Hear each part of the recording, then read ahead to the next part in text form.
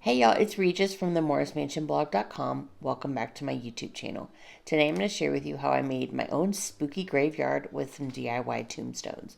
Unfortunately, I lost all of the footage that got me up to this point of where you see the tombstones on the screen. But I'm going to do my best to walk you through what I've done so far and what all I've used. I started with an assortment of just store-bought tombstones from Lowe's and Dollar Tree, and then I ordered some insulation foam in a 1-inch thickness that comes in 4x8 sheets. I got mine from Lowe's. I also got some Dollar Tree skulls and then some of that Great Stuff spray insulation foam.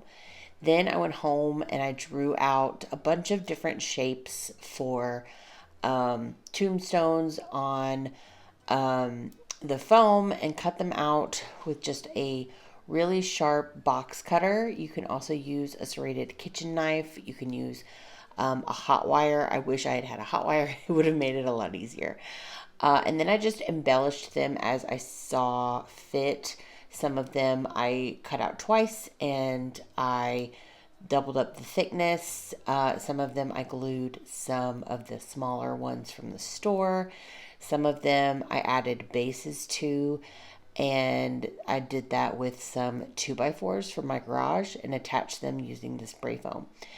And then some of them I added some of the Dollar Tree skulls to, and then some of them I embellished with a little bit of spray foam detailing. And so this is where I was at the end of day one.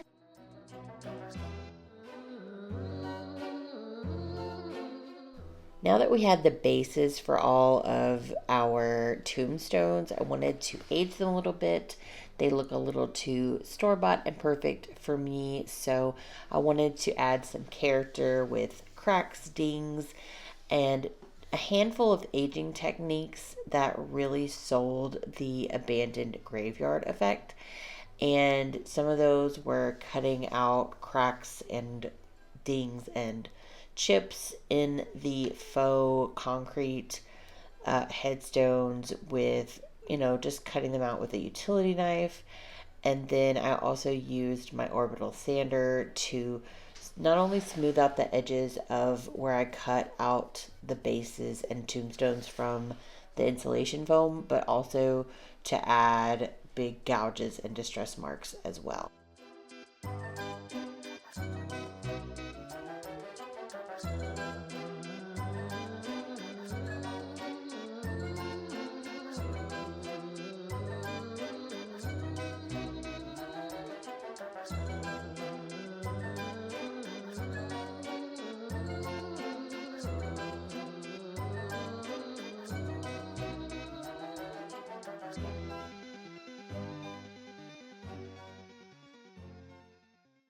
I had one more big scrap piece of foam, so I decided to use the leftover skulls and great stuff that I had to make this tombstone, and it ended up being one of my favorites.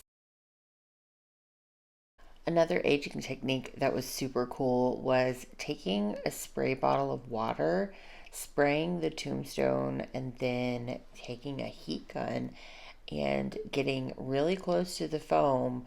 You heat up the water and it makes this crackling effect that really did mimic the look of aged stone.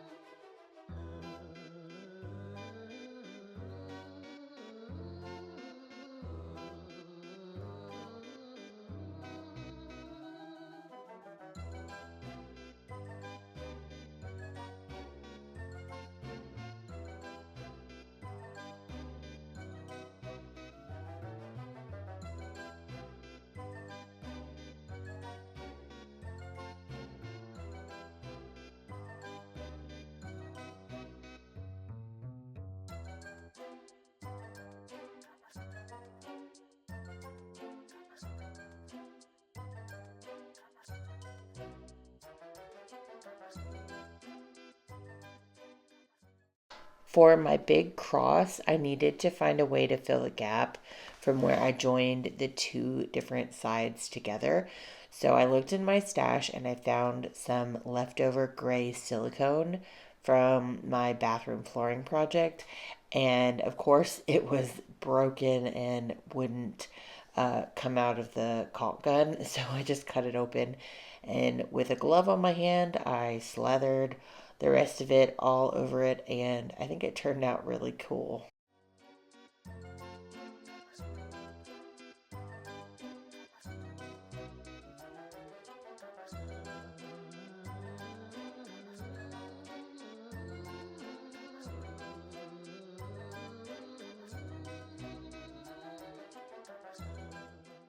To cover up the great stuff, I spray painted the bottom of the bases with some gray spray paint.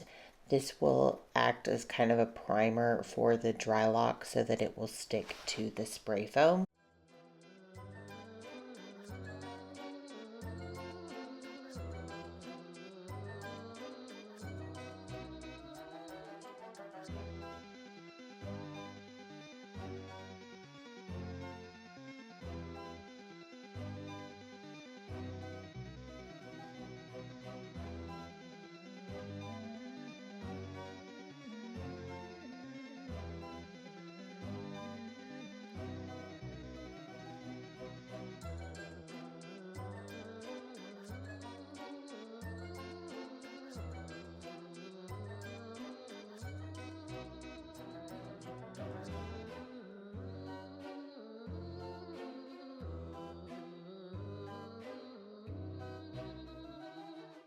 Once you've added the dry lock and you see how it added that stony texture that we want to make it look like an old concrete tombstone, now I'm going to take some black paint and a foam brush, or you can use a sponge as well, and I'm just going to kind of use it to highlight some of the areas to on the raised parts of the tombstones, like around that skull, and on the more embossed details on these tombstones to make the details kind of pop and to make the lettering pop. And then we're going to layer on some other painting techniques to make it look even more aged and old and spooky.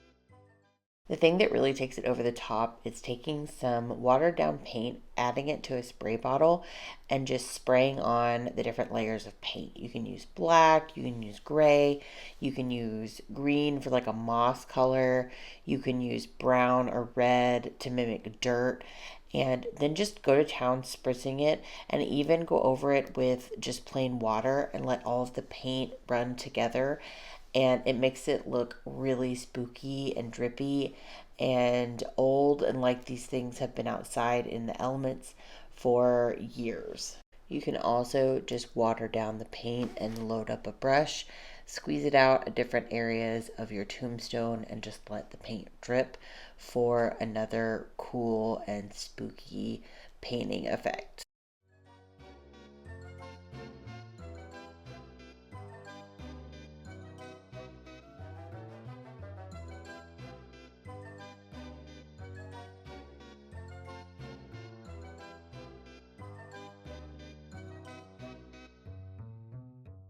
To attach the tombstones into the ground, I'm going to attach a small piece of PVC pipe that I've cut, and using the spray foam, I'm attaching it to the back, and then we're going to cut down some rebar and put that in the ground, and then these will slide right over that, and then these babies won't be going anywhere.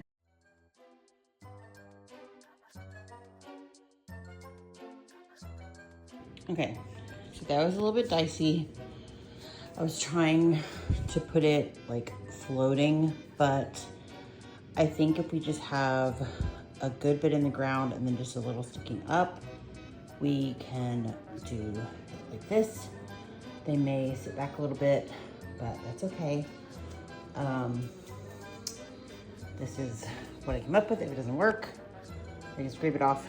No big deal. You can't see it, but it's what I've figured out to put them on. And then there were a couple that were flat back, so I just put those kind of at the top. And then that one is a leaning one, so I wanted to make it a little further up so it was sturdy. And then this is the big one, so I put it about halfway up and did a little bit more spray foam and a little bit longer of a thing. And then same thing with this one, it's a little bigger.